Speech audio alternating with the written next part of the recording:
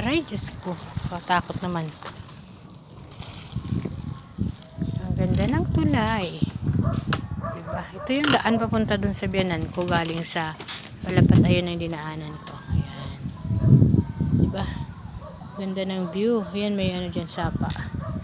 Ano yun siya palaisdaan. Kaso lang, walang hulog. Kaya naging, parang naging open na siya, naging sapa. Galing kasi ako sa school, kubuha ng card ng mga bata.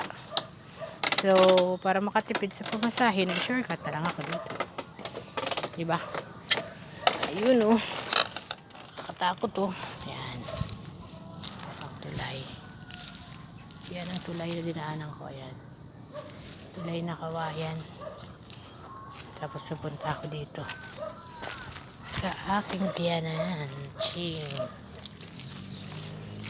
Malingat ka lang dito. Tiyak na malalaglag ka. Ayan na nga po. Parating na ako dito. Titignan ko kung anong makakain, makikikain ako.